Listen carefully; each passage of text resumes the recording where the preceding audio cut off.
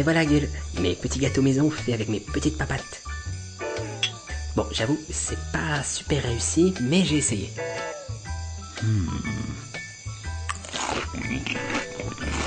Alors t'aimes bien? C'est bien. Laisse-moi te faire goûter les miens.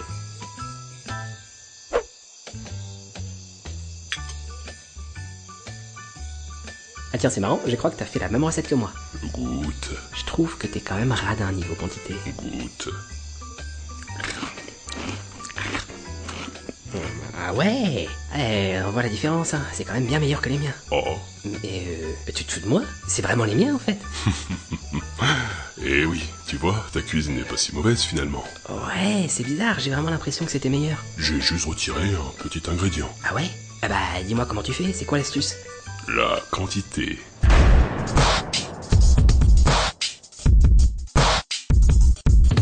La rareté fait-elle la qualité? S'il paraît évident au premier abord qu'un produit rare devrait avoir plus de valeur qu'un produit disponible en grande quantité, les mécanismes qui entrent en jeu dans cette association de valeur-rareté sont plus subtils et plus complexes qu'on ne le croit. L'effet de rareté est d'ailleurs une technique de manipulation très courante dans le commerce et expérimentée pour la première fois en 1975 par Worshell, Lee et Adewale. Expérience. Les psychologues ont convié 136 étudiants à participer à un test de dégustation visant à déterminer ce qui impactera leur jugement quant à différents produits de consommation. Le sujet est invité par un premier expérimentateur à s'installer devant une table où lui sont proposés différents produits, dont un bocal contenant des biscuits au chocolat. Il y a deux situations. En situation de rareté, le bocal contient 2 biscuits. En situation d'abondance, le bocal contient 10 biscuits. Le sujet est informé que d'autres étudiants passent simultanément le même test dans des pièces voisines et doivent évaluer comme lui les mêmes produits. Les étudiants sont répartis au hasard en différents groupes suivant les différentes conditions expérimentales.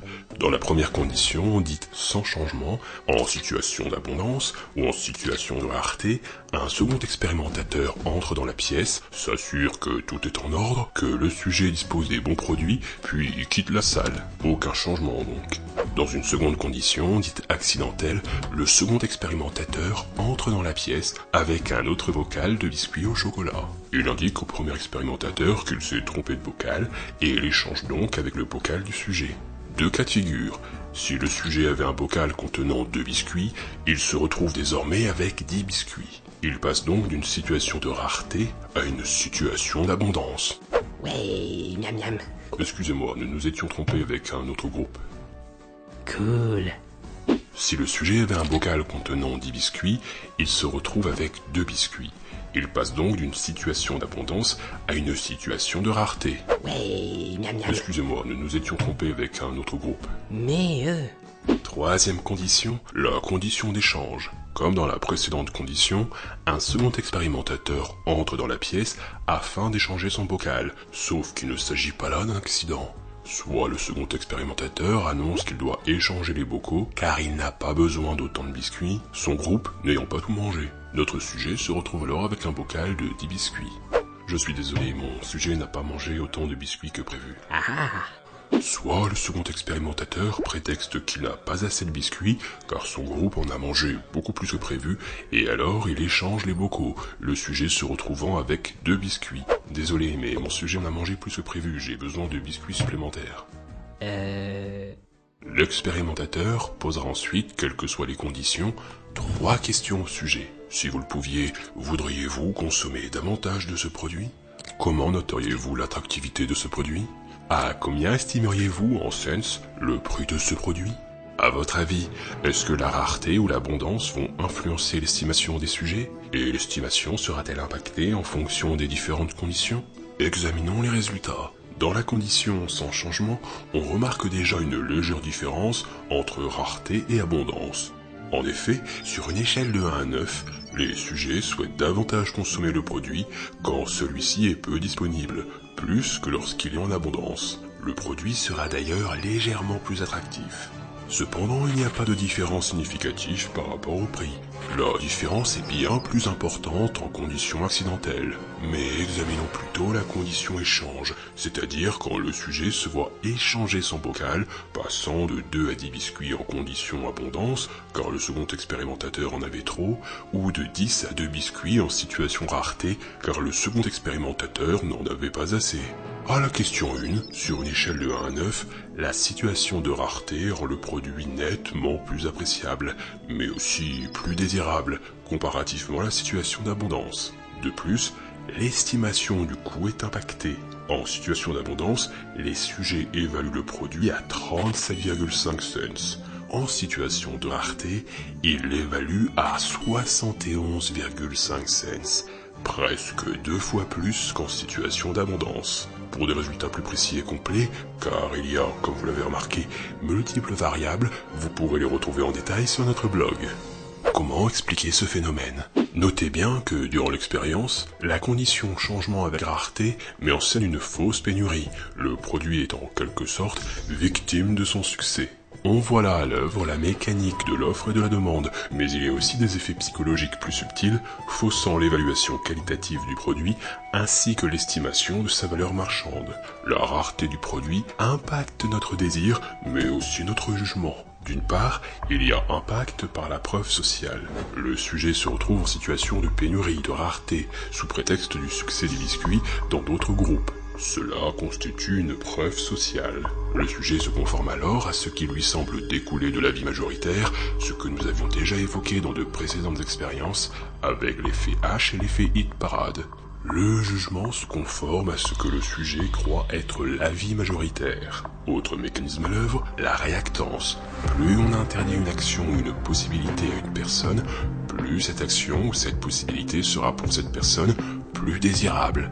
Empêcher le client d'obtenir un produit, car en rupture de stock, va accroître son désir de l'obtenir. Dans notre expérience, sous la condition rareté accidentelle et rareté d'échange, le sujet se voit privé d'un certain nombre de gâteaux.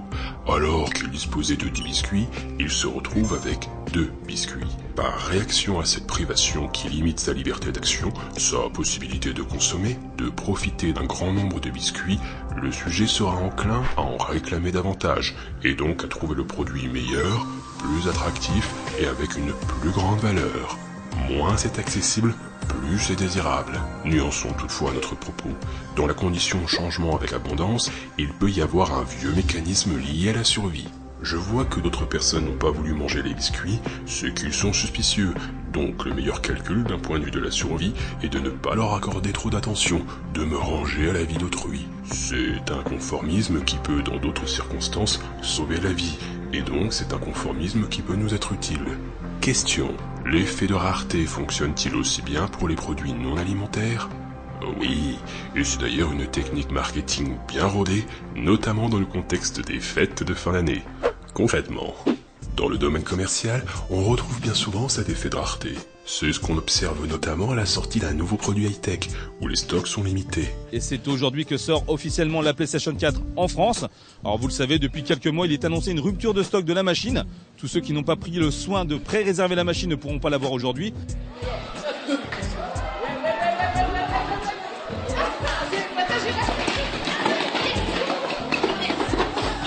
Cela augmente l'attractivité du produit, cela donne l'impression par sa rupture que ce produit a du succès, donc qu'il est bon. Cela impacte aussi l'acceptation d'un prix élevé, quand bien même ce produit serait vendu largement au-dessus de son coût de production, avec des marges très importantes.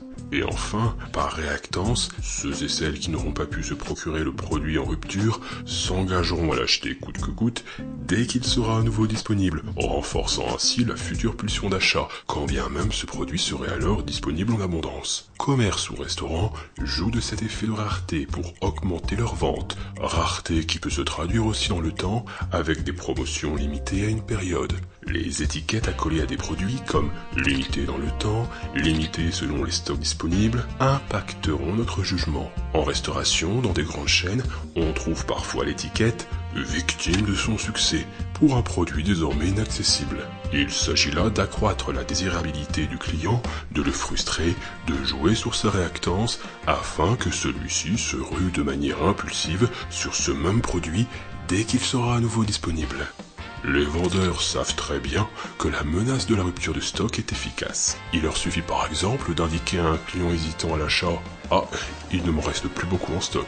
Et le client sera davantage enclin à l'achat immédiat, encore une fois par réactance, pour s'assurer qu'il ne sera pas privé de la possibilité même de pouvoir acheter ce produit, quand bien même il ne désirait pas l'acheter au préalable. Sans qu'il y ait forcément pénurie, certains magasins s'assurent de limiter l'accès direct d'un produit en rayon, ce produit étant pourtant disponible en très grande quantité en arrière-boutique. Faites un tour dans un Apple Store par exemple, vous verrez que tout est fait pour donner l'impression de rareté avec une disposition épurée au maximum des présentoirs luxueux. Ce n'est pas la conséquence d'un choix esthétique, mais bien la conséquence d'une technique de vente. Le produit est plus désirable et son prix exorbitant devient tout à fait acceptable. Attends, Gull, est-ce que c'est ce que je pense? Tu verras. Ouvre. Allez, qu'est-ce que t'as? Attends, hop, et... Ah... Ça te plaît? C'est pas ça que je t'avais demandé. J'avais demandé les dernières iShoes. Oh, je suis vraiment désolé, technicien, ne le prends pas comme ça.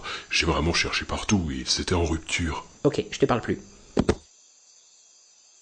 Ne pas pouvoir satisfaire ses enfants durant Noël à cause des pénuries de jouets, situation classique et parfois même volontaire de la part des industriels de jouets. En effet, le psychologue américain Robert Cialdini, se rapportant à des témoignages de vendeurs, nous décrit la pénurie de certains jouets durant les fêtes comme volontaire, méthode consistant à renflouer les caisses de certains industriels pour la période janvier-février. Car, les parents n'ayant pas pu déposer au pied du sapin le jouet désiré, ils se seront tournés vers d'autres produits. Premier achat. Mais en janvier, quand le jouet réapparaît dans les points de vente, les enfants désirant encore plus ce jouet par réactance, les parents l'achèteront non seulement sous la pression de leurs enfants, mais aussi car ils s'étaient engagés auparavant à l'offrir à Noël. Deuxième achat.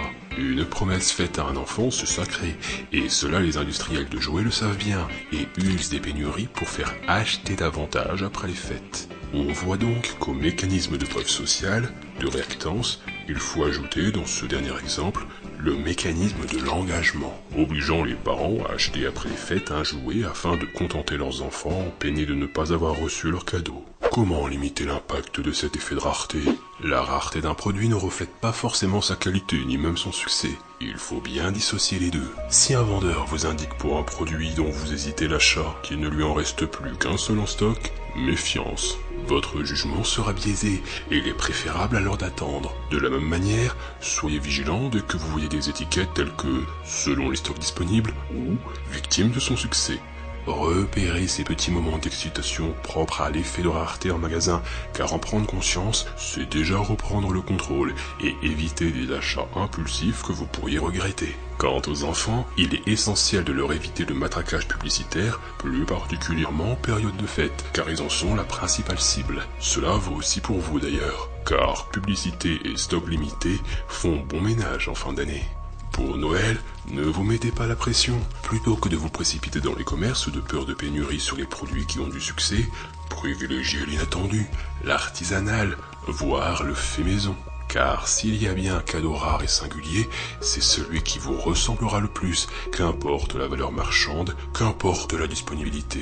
Eh ben bravo Gull, après ça on va encore nous traiter de bisounours. Ah, tant mieux.